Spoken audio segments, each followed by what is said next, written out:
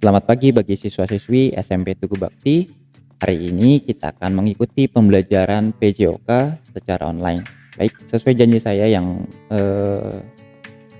di minggu lalu, saya akan memberikan materi tentang kebugaran jasmani. Baik, kebugaran jasmani adalah kesanggupan dan kemampuan tubuh melakukan penyesuaian terhadap pembebanan fisik yang diberikan kepadanya dari kerja yang dilakukan sehari-hari tanpa menimbulkan kelelahan yang berlebihan yang berarti. Setiap orang membutuhkan kebugaran jasmani yang baik agar ia dapat melaksanakan pekerjaannya dengan efektif dan efisien tanpa mengalami kelelahan yang berarti.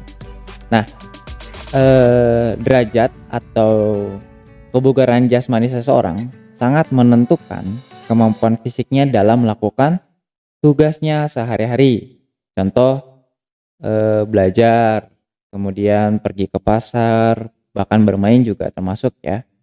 Nah, kian tinggi derajat kebugaran jasmani seseorang, maka tinggi pula kemampuan kerja fisiknya. Nah, selain berguna untuk meningkatkan kebugaran jasmani, latihan kondisi fisik merupakan program pokok dalam pembinaan siswa untuk berprestasi dalam suatu cabang olahraga. Komponen-komponen kebugaran jasmani adalah faktor penentu kondisi setiap individu. Seseorang dikatakan bugar jika mampu melakukan segala aktivitas kehidupan sehari-hari tanpa mengalami hambatan yang berarti. Contoh ketika kita berjalan atau berlari atau mengerjakan tugas sesuatu kita mudah lelah. Itu artinya kebugaran jasmani kita sedang bermasalah. Ya maksudnya. Berikutnya, manfaat kebugaran jasmani atau manfaat latihan kebugaran jasmani. Yang pertama, menurunkan berat badan dan mencegah obesitas. Selain karena zat-zat makanan atau energi berlebih yang tertimbun, obesitas itu kan karena lemak ya, di dalam tubuh, kegemukan dan obesitas juga bisa terjadi karena tubuh kurang beraktivitas. Contoh, apalagi sekarang sedang online, masa pandemi, kita lebih sering rebahan ketimbang melakukan aktivitas. Berikut, mencegah penyakit jantung. Manfaat latihan kebugaran jasmani juga untuk mencegah penyakit jantung. Ketika tubuh berolahraga, aliran darah dari jantung ke seluruh tubuh dan dari seluruh tubuh kembali lagi ke jantung menjadi lebih baik dan lebih cepat daripada saat tubuh diam. Gitu ya. Berikutnya, mencegah dan mengatur penyakit diabetes. Manfaat latihan kebugaran jasmani juga dapat mencegah penyakit diabetes ya, termasuk aliran darah tadi ya. Jadi sistem pencernaan kita juga semakin baik. Kemudian meningkatkan kualitas hormon. Manfaat latihan kebugaran jasmani secara tidak langsung akan meningkatkan kualitas hormon yang ada di tubuh kita. Berikutnya, menurunkan tekanan darah tinggi. Tekanan darah tinggi bisa terjadi akibat adanya gangguan kesehatan, termasuk penyakit jantung koroner, stroke, atau gagal jantung. Oleh karena itu, untuk menghindarinya perlu dihindari juga penyakit-penyakit penyebabnya, serta menjaga kebugaran jasmani seseorang atau individu. Selanjutnya, nah ini untuk kita ya, baik guru ataupun siswa, menambah kepintaran. Otak yang pintar adalah otak yang sirkulasi oksigennya lancar. Olahraga mampu melancarkan sirkulasi oksigen ke otak. Itu sebabnya olahraga mampu menjauhkan kita dari penyakit-penyakit yang melemahkan kerja otak. Dan lain-lain, masih banyak ya. Bisa juga manfaatnya untuk memberi banyak energi, menurunkan gejala depresi, menurunkan resiko kanker, meningkatkan mood juga ya. Misalkan kita lagi keadaan mood yang kurang baik, kita coba berolahraga, mungkin saja mood kita akan menjadi lebih baik ya. Tentu saja membuat kita selalu aktif juga. Oke. Selanjutnya, bentuk-bentuk aktivitas latihan kebugaran jasmani. Apa saja atau apakah kebugaran jasmani penting bagi kehidupan kita? Jawabannya adalah ya. Latihan-latihan apa saja yang bisa kamu lakukan agar kamu memahami tentang kebugaran jasmani? Pelajari materi berikut ini dengan cermat. Nah, latihan kebugaran jasmani merupakan salah satu syarat yang sangat diperlukan dalam usaha peningkatan kebugaran jasmani seseorang. Dapat dikatakan sebagai keperluan dasar yang tidak dapat diabaikan. Karena itu, banyak macam sikap gerak yang harus dilakukan. Maka, perlu disiapkan berbagai unsur kondisi fisik yang sebaik-baiknya untuk mencapai hal tersebut.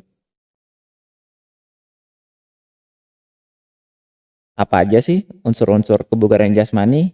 Nah, diantaranya unsur-unsurnya tersebut adalah satu, strength atau kekuatan, power atau daya, speed, kecepatan, flexibility atau kelenturan, yang kelima agility atau kelincahan, enam endurance atau daya tahan, yang terakhir adalah stamina, daya tahan, kecepatan.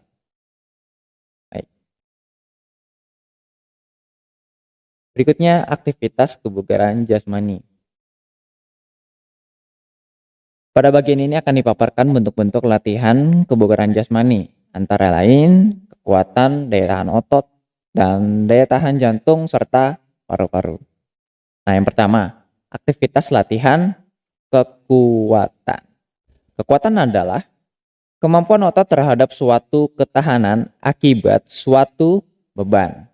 Beban tersebut dari bobot badan sendiri atau dari luar. Contoh ketika kita ngangkat galon, nah itu dari luar ya bebannya.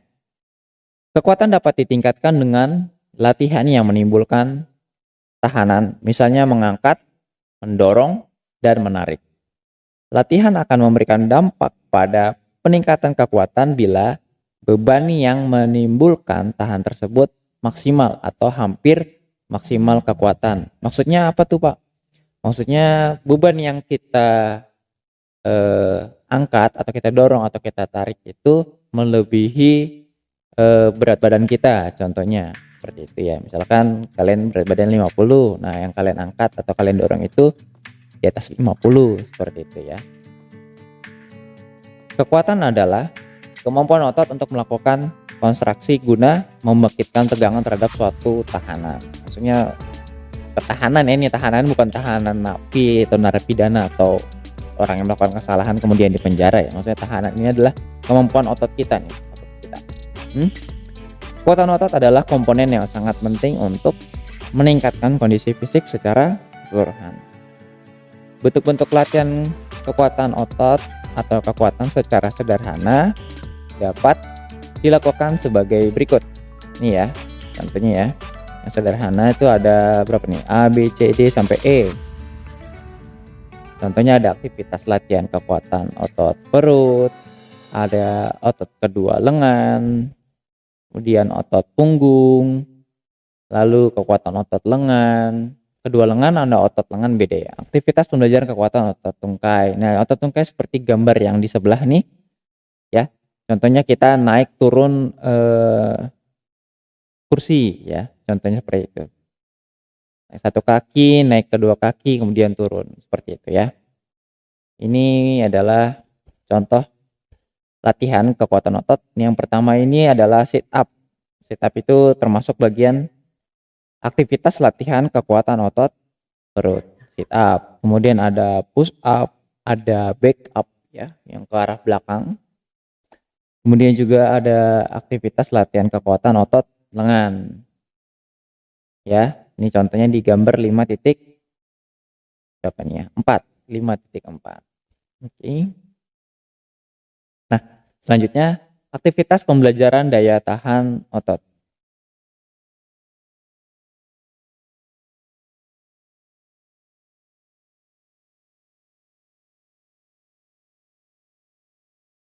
Daya tahan otot adalah kemampuan otot-otot untuk melakukan tugas gerak yang membebani otot dalam waktu yang cukup lama. Salah satu bentuk latihan daya tahan otot adalah latihan weight training atau latihan beban, angkat barbel ya, maksudnya angkat beban ya, atau kalian angkat galon gitu yang berat. Oke, Bentuk-bentuk latihan daya tahan otot secara sederhana antara lain sebagai berikut. Aja, ya ini ada A sampai D ya. Ada aktivitas pembelajaran daya tahan otot lengan dan bahu, ada pembelajaran daya tahan otot tungkai, hampir mirip ya. Seperti yang kekuatan otot. Kalau ini kan daya tahan. Daya tahan itu artinya seberapa lama kita menahan sebuah beban, gitu ya. Kemudian ada daya tahan otot lengan berpasangan, kemudian ada daya tahan otot lengan naik palang tunggal ya. Seperti apa sih? Nah, ini dia. Ini contoh di gambar yang pertama nih, yang ini ya. Ini main apa namanya ya? Gerobak dorong ya. Gerobak dorong. Ya. Dibutuhkan 2 orang ya. Kemudian ini aktivitas daya tahan otot tungkai. Jadi kita jongkok terus kaki belakangnya mundur seperti posisi push up, kemudian balik lagi jongkok gitu ya. Berulang. Ya. Kemudian ini dia ada gambar lagi naik palang tunggal ya. Maksudnya ini kayak pull up seperti itu ya. 1 2 3 sebagai berikutnya gitu ya. Oke. Selanjutnya aktivitas latihan daya tahan jantung dan paru-paru. Daya tahan adalah kemampuan seseorang untuk melakukan kerja dalam waktu yang relatif lama.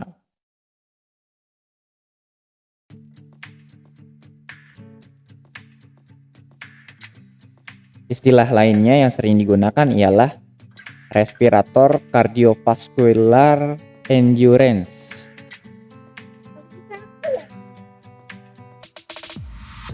Daya tahan adalah kemampuan seseorang untuk melakukan kerja dalam waktu yang relatif lama. Istilah lainnya yang sering digunakan ialah respirator cardiovascular endurance, yaitu daya tahan yang bertalian atau berkaitan dengan pernafasan, jantung, dan peredaran darah. Latihannya ini dapat meningkatkan dan mengembangkan daya tahan jantung dan paru-paru. Antara lain, lari jarak jauh, renang, cross country atau lari lintas. Yang maksudnya ketika kita lari kita melompat, ya seperti itu. Kemudian fartlek, interval training atau bentuk latihan apapun yang memaksa tubuh untuk bekerja dalam waktu yang lama. Dalam bagian ini akan dijelaskan mengenai interval training.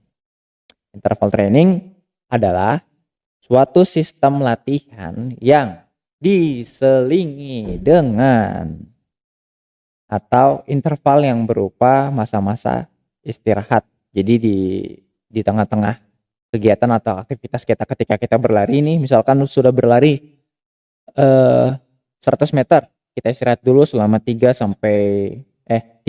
sampai 60 detik seperti itu. Kemudian kita lanjut berlari lagi seperti itu ya. Interval training itu maksudnya masa istirahat. Sistem latihan yang ada masa istirahatnya gitu ya. Interval training adalah acara latihan yang penting dimasukkan dalam program latihan keseluruhan. Nah, bentuk latihan dalam interval training dapat berupa lari atau renang. Nah,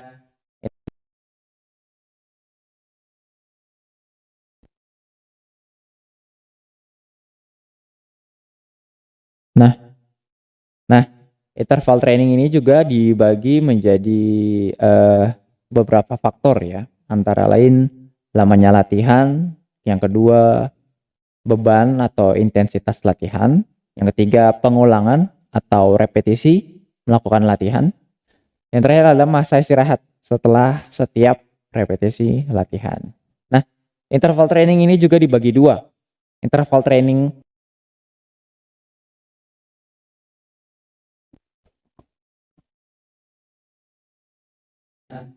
Nah, interval training ini juga dibagi dua. Interval training lambat dengan jarak menengah dan interval training cepat dengan jarak pendek. Seperti itu ya.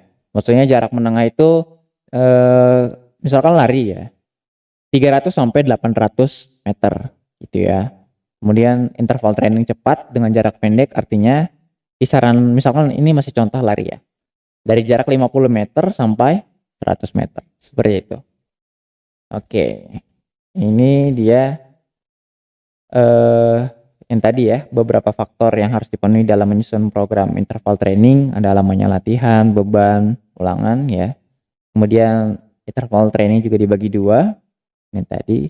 Oke, ini berikutnya kategori ketahanan tubuh. Nah, beberapa minggu lalu saya divaksin ya.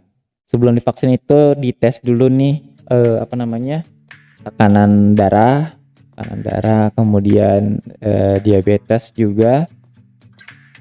Kemudian ini kadar oksigen yang di dalam tubuh. Ini juga dites juga. Nah, ini adalah kategori ketahanan fisik berdasarkan oksigen yang ada di tubuh ya. Misalkan ini maksudnya yang 30 kurang dari 30 tahun ya rata-rata ya. Kurang 30 tahun, ini 30 sampai 39 tahun. Ini kita abaikan saja. Oke. Yang kita perhatikan adalah ini. Kurang dari 25, kurang dari 25 dan seterusnya. Nah, maksudnya apa? Ketika kita mengecek kadar oksigen yang ada di dalam tubuh kita, apabila kadar oksigen kita kurang dari 25 atau angka 25 ini ya, artinya kategori ketahanan fisik kita itu buruk sekali.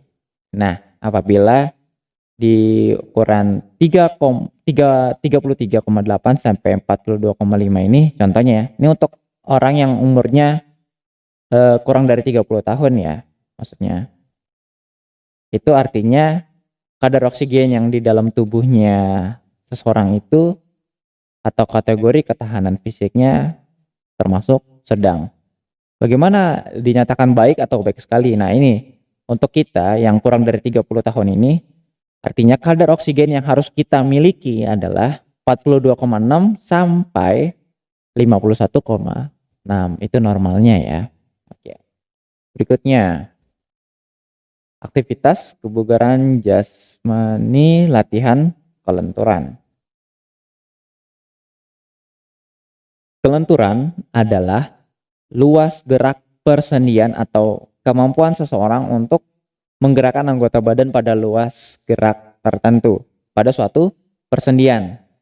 Kelenturan dapat ditingkatkan dengan bentuk aktivitas pembelajaran mengayun, memutar, dan memantul-mantulkan atau menggerakkan anggota tubuh. Nah, manfaat aktivitas pembelajaran kelenturan apa sih? Kelenturan adalah keleluasaan atau kemudahan bergerak, terutama pada otot-otot persendian. Nah, tujuannya adalah agar otot-otot pada sendi tidak kaku dan dapat bergerak dengan leluasa tanpa ada gangguan yang berarti. Nah, bentuk-bentuk kegiatan atau pembelajaran kelenturan tentunya harus disesuaikan dengan sifat dan bentuk dari gerak persendian tersebut.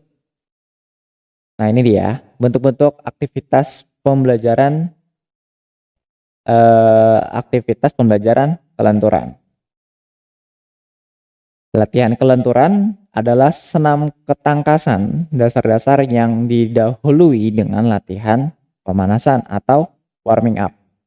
Bentuk-bentuk latihan kelenturan ada dua bentuk, yaitu peregangan dinamis dan peregangan statis. Dinamis artinya bergerak ya. Kalau statis itu tetap dalam kondisi diam, seperti itu. Bentuk-bentuk latihan kelenturan adalah sebagai berikut. Oke, ini kita mulai dari yang pertama dulu ya, tadi contoh gambarnya. Aktivitas latihan peregangan dinamis. Bentuk-bentuk latihannya sebagai berikut ya. Dari A sampai D ada latihan kelenturan otot lengan dan bahu, otot leher, otot pinggang, dan otot tungkai. Contohnya seperti ini. Nah, ini ya, kan otot tungkai ya, tungkai paha, nih bahu ya, ini bahu. Ini contohnya ya, peregangannya. Dinamis artinya kita bergerak. Misalkan kayak ini kan angkat kaki 1, 2, kalau angkat badan ini 1, 2, 3, 4 sampai 8. Nah, itu kan dinamis artinya kita bergerak ya. Selanjutnya aktivitas latihan peregangan statis. Bentuk-bentuk latihannya otot fleksi siku, latihan kelenturan otot bahu, latihan kelenturan otot leher, otot pinggang, latihan kelenturan tungkai dan punggung, dan latihan kelenturan lainnya. Contohnya seperti ini ya. Jadi dia diem aja gitu, nggak terlalu banyak bergerak.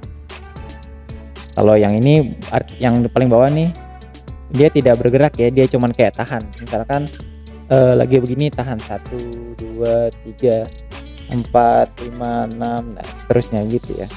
Itu statis. Perbedaan dinamis dan statis adalah dinamis itu bergerak dan berubah-ubah gerakannya. Nah kalau statis itu tetap, misalkan kayak gini ya, 1, 2, 3 tetap ya. Kalau dia dinamis jadi gini, 1, 2, 3.